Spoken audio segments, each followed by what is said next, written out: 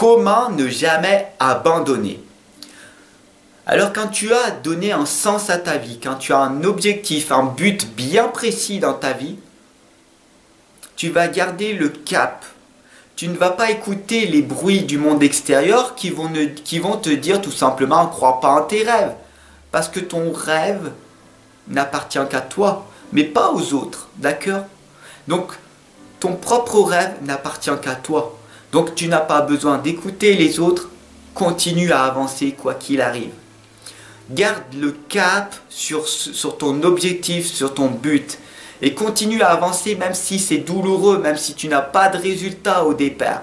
Continue, tu finiras par réussir. Parce qu'un maître a dit à l'époque que pour être dans l'excellence, il faut viser 10 000 heures de pratique. Ça fait beaucoup d'heures, beaucoup d'années.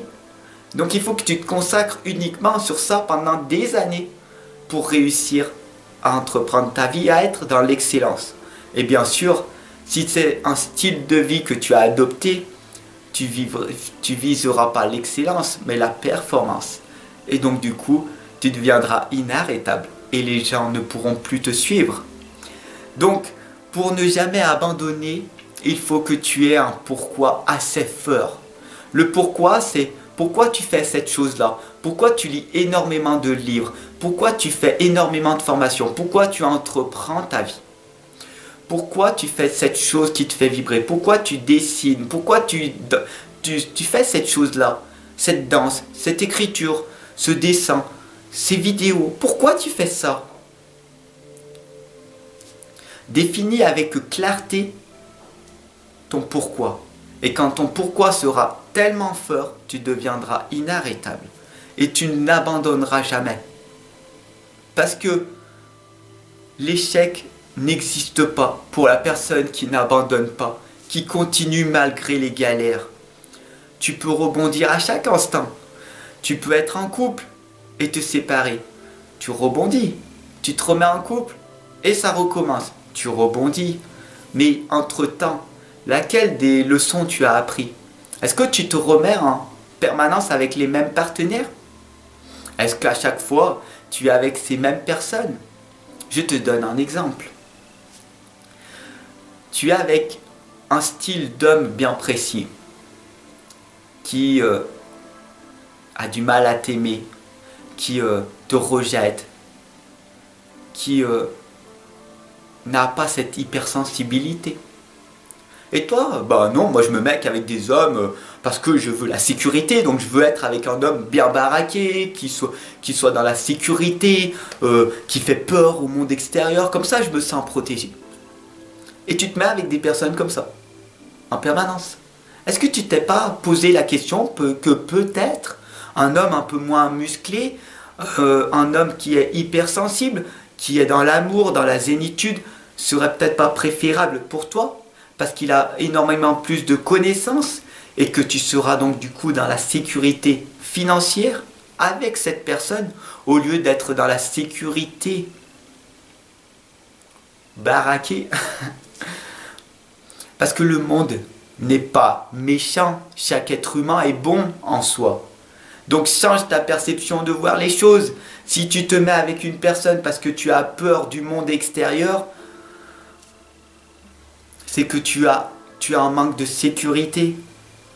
Mais le monde dans lequel nous vivons n'a jamais été autant en sécurité qu'à l'époque. Prends conscience de ça. À l'époque, il fallait que tu sois armé d'une épée. Et les dangers étaient existants en permanence. Quand tu avais l'âge de 35-40 ans, tu étais très vieux. Tu avais des blessures, des cicatrices de partout parce que tu étais un combattant, une guerrière. Un guerrier, il fallait que tu battes. Oui, mais maintenant, le monde dans lequel nous vivons, nous sommes en totale sécurité. Si tu fais attention à ne pas aller dans des endroits où il y a des dangers. Donc tu n'as pas besoin de te protéger de ce monde extérieur. Si tu es attaqué, c'est tout simplement que tu as créé ces attaques. Les gens viennent à toi parce que ils ne supportent pas ce que tu fais. Bien sûr, tu vas être critiqué, jugé au départ. C'est qu'une étape. Et là, ça va t'apprendre à être détaché de ce monde extérieur. Est-ce que tu es fort? Est-ce que tu as ce mental de gladiateur et de continuer malgré ce qui va se passer? À toi de me le dire.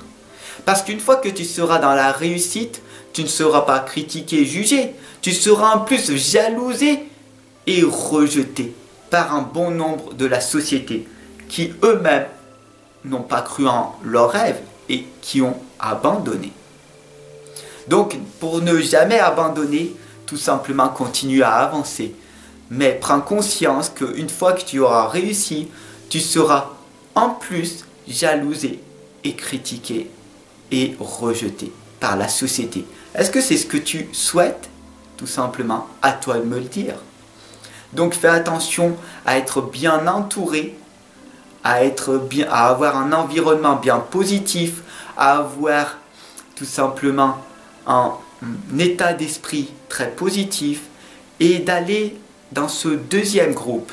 Il y a le premier groupe de la société dans lequel beaucoup de personnes vivent et il y a un deuxième groupe où ce sont des personnes qui ont réussi à s'améliorer. Et entre ces deux, il y a le processus, tout simplement, le gros tunnel où tu es dans l'ombre. Voilà. Donc le processus, c'est de sortir de ce groupe, d'avancer et d'aller vers le deuxième groupe pour être totalement libéré.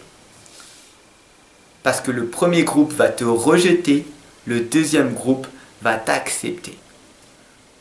Mais pour ça, il faut que tu arrives à amener la confiance et l'honnêteté au deuxième groupe qui, eux, vont finir par t'accepter parce qu'ils vont voir en toi toutes les qualités que tu as travaillées.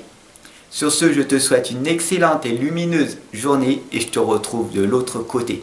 Comment faire pour ne jamais abandonner? Continue à avancer et tu finiras par réussir. Pourquoi? Parce que l'échec n'existe pas pour la personne qui n'abandonne pas. Ciao mon ami.